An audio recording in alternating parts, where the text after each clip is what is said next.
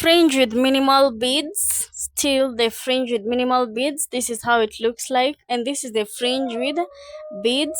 Now this is the hairstyle you achieve when you put on beads. I'm going to teach you how I've made it. This is a band that I just tied to keep it intact. I'm going to remove it so that you can see the hairstyle. It's Darling Supernatural Locks. You can see the partitions.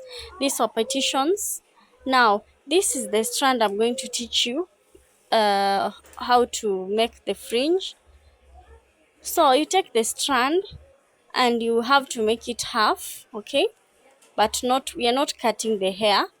So we make it the same length as the others.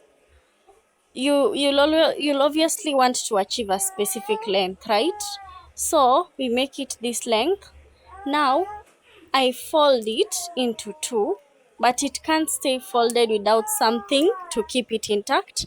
So I'm using 3 beads here. I'll teach you one on one, so chill. So the first bead, I use it to make the half intact, to half it. This is the main spice of this hairstyle. You see, now with that bead, I have managed to make the strand half. Now it's intact. That part is hanging. You'll still see how I'll manage it. Just relax. You can see the other beads. That's the same style I've used to make the other halves intact. So the 2 remaining beads, I'm just going to put them in and let them hang. That's the first bead. Now this is the second bead. I'm just putting it in. That's the folded strand, remember that. So I'm just putting the bead in. Now it's 2 beads, as you can see. So I'm going to put them down. It achieves a good flow. You can see now that's my fringe. The same procedure is what I've used for the other strands. Now these hanging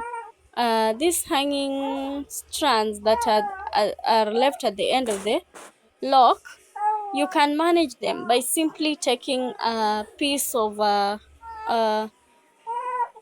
cloth and just keeping them intact.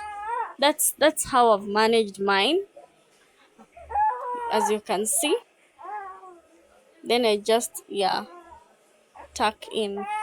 You can tuck in any pieces of hair that are left hanging according to your liking, and you can see I've achieved my fringe.